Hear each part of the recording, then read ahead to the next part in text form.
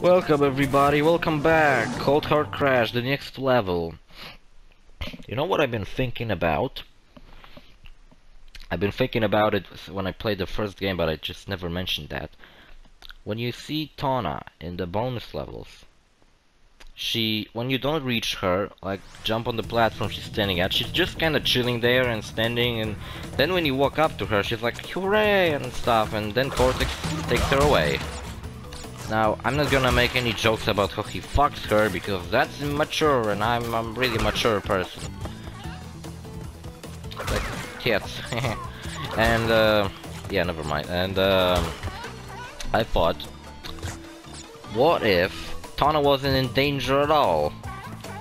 So, she was in the bonus area, so if Cortex took her back, that means that she somehow... Fuck off, why jumping forward doesn't make me jump on the next fucking platform? Ah, fucking shit. See, it kinda moved me to the left. Alright, whatever, I got it.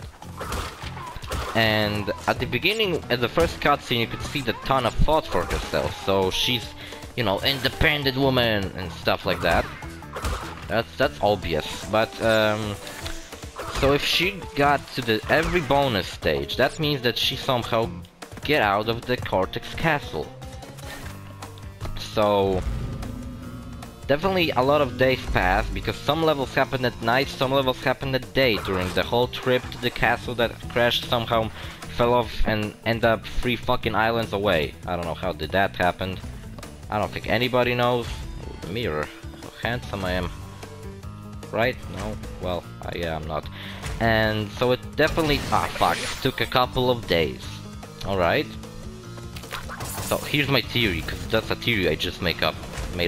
And if she wasn't really in danger, like she was just kinda captured, but she could get out anytime she wanted. Because she did in the bonus things, and then Cortex take her away. So what if Cortex planned all of this and Tawna wasn't his... Ah, fuck, I cannot time this shit, wait.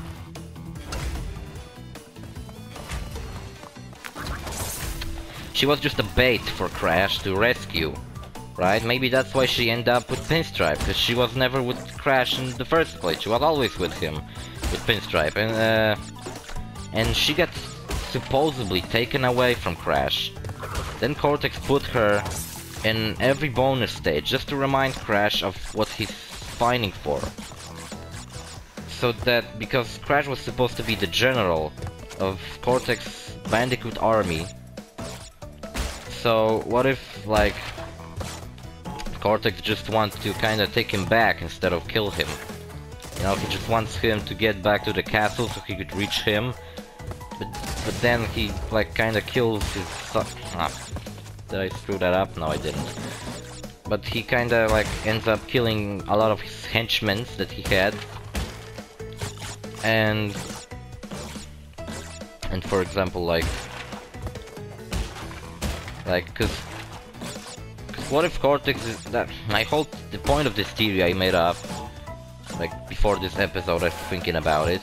What if Cortex is good, because, Cortex in the first game wants to take over the world.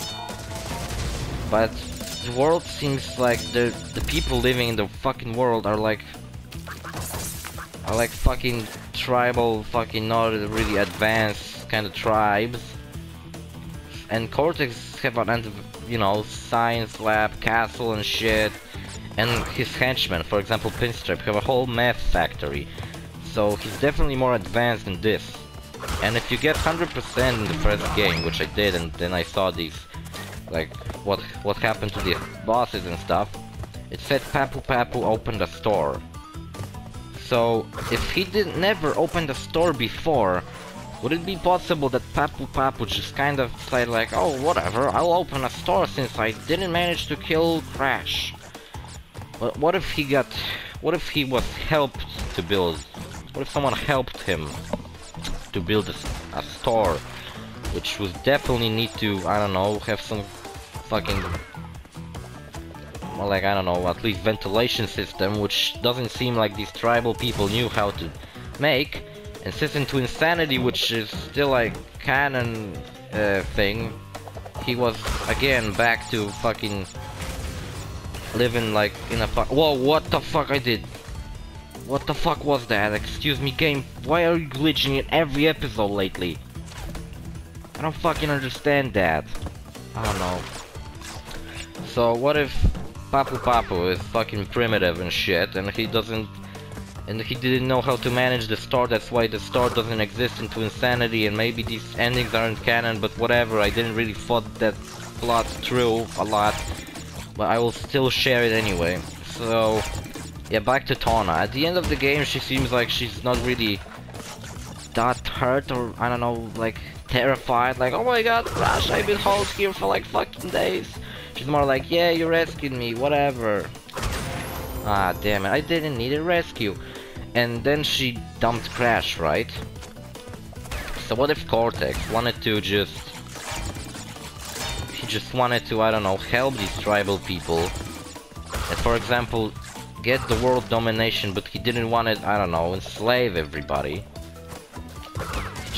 What if he just wanted to simply rule them, but rule them as equal human / animals, fucking perfect being, right?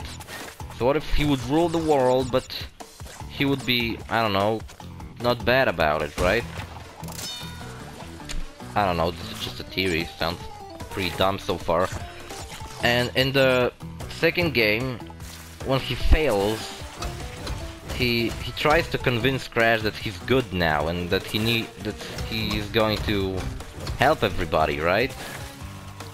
Obviously that's a lie, because he just wants to destroy the world now. So maybe if he didn't manage to, you know, take over the world for their own sake, for their safety or something, he just decided that whatever, he will destroy the world since he cannot help it. The world doesn't deserve his help. So, and Crash is the whole fault that this ever happened. Oh my god, I feel sick just talking about this stupid fucking theory. I realize it's dumb, sorry. So what if Crash is the evil guy and he stopped Cortex from taking over the world, but for good? What if he's just a misunderstood scientist who wanted good to happen to world? Because maybe he never like experienced good of himself, so you know, you got like kinda a little bit of backstory about the Cortex was revealed into Insanity. Just like Nina, the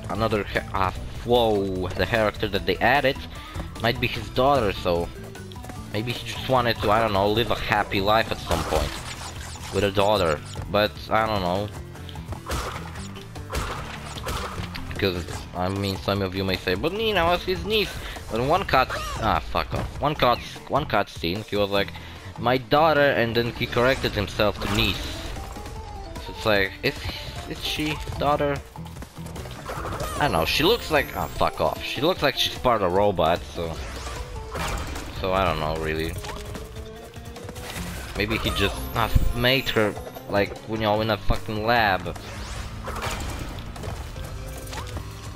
And yeah, and the second game, what if he just wanted to destroy the world because of that? And Embryo, his assistant, who just simply, you know, wanted to get revenge on Cortex, decided to stop him and also save the world. Then in the third game, Cortex just wants to, like, I don't know, destroy the world again. I don't remember really. That's why I say this theory isn't good, because I forgot a lot of things. But at the end of the third game, he's kinda like, he knows Crash will, like, defeat him. Like, before the final boss fight, he's not even like, oh Crash, I will kill you now. He's just like, yeah, whatever, I'll just get defeated again and stuff, whatever. So he went through the, not achieving his goal, he went to depression. Or he just kind of, I don't know, doesn't care anymore that he's not gonna make it what he was hoping for. And he just kinda like, I don't know, just gave up on everything he ever hoped that he would do. So in the first game, when he got defeated again, in Wrath of Cortex, he just wants to kill Crash. He wants revenge. Instead of depression, he went to the anger state. You know? Oh shit! This scary forest again. Dang it, scary. And if he wanted to kill Crash, and he obviously failed again, which ended up him getting stuck on a fucking ice island, something like that, and drifting around the ocean forever, then get frozen, and into insanity at the beginning, you can still see that Cortex went a little bit fucking insane, and he just goes around, fucking shoot people and stuff. He shot Coco for some reason, stole her clothes. Yeah, I won't make a fucking rape joke again, but I don't know what the fuck was wrong with that game. Especially the fucking beginning of it was the most fucked up thing. Also, I don't kill these plants because sometimes if you miss jumping on them, then you will just jump on the horn and die. And it's really annoying when you do that. So I just decided to fuck it and not do it in the first place. Yeah, so he like tastes Coco. Out of his insanity, the only thing he came up with when he went insane, that he would dress as Coco and pretend that he is Coco. So he dressed as Coco, lured Crash into the Mecha Bandicoot, which Engine at this point I guess was the only person still on his side. And because Entropy and Embryo were later into Insanity, but they didn't work with but they didn't really work with a Cortex. Aku wasn't even on his side anymore. He didn't care about him. Oh shit, they have lives inside them. I forgot. If they do this fast enough, then you get alive. Whoops, or maybe not. Whatever. Wait, did I reach all of this stuff? I don't know how do you get up there, but there's like a platform up there with a life. I don't know how the fuck do I get up there even. But yeah, whatever. And what if he like tried to kill him with the Mecha Bandicoot, which was the first boss. Now that's the part when you need to backtrack and it's fucking ridiculous. And he didn't manage to do that. His last fucking plan he had, his emergency plan, didn't work and he got super annoyed, which ended up in him actually trying to kill Crash himself. Just kinda, I don't know, punch him to death. Which ended up in them having this fucking fight when they just end up being in like a ball of rage and fucking anger and just beating the shit out of each other. Oh, we can spin these bees? I don't know that. Man, that could be fucking useful before. And yeah, and he ended up just kinda giving up on killing Crash or taking over the world because maybe he decided to now, I don't know, work with Crash, you know? Because he ended up kind of giving up on this and kind of working with Crash, even though he feels at the beginning like it isn't right. They were always fighting, but now they have to work together. Like desperate times or something. And then Cortex at the end of the game, where he kinda like he have Crash on his side, right? And they're just hanging out in his lab. He maybe gets reminded of his past and shit like that.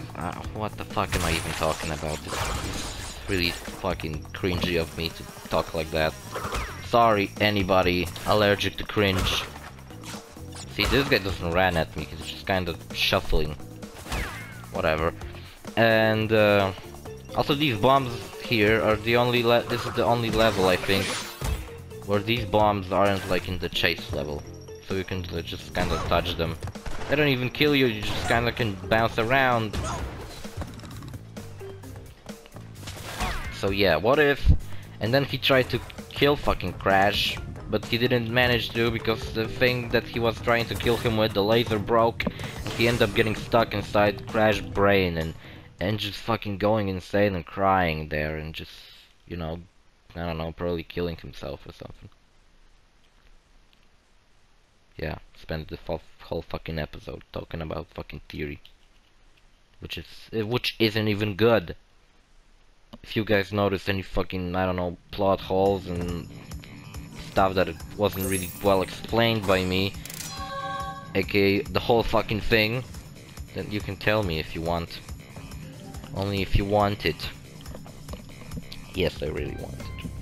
So yeah, that was my stupid theory. I didn't tie Crash of the Titans or Might of the Mutants into that, but because I think they are still part of the same canon as the Twin Sanity, which is kind of weird, because how did Cortex get out of Crash's brain? I don't know.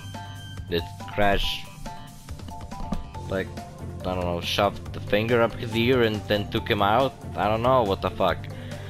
So yeah, that was my stupid theory. Hope you guys liked it. Probably, I don't know, I didn't even like it. I just came up with it like fucking couple of minutes ago. So yeah, whatever, see you guys later in the next episode. Hanging out. We'll be hanging out and playing this game. See you guys later.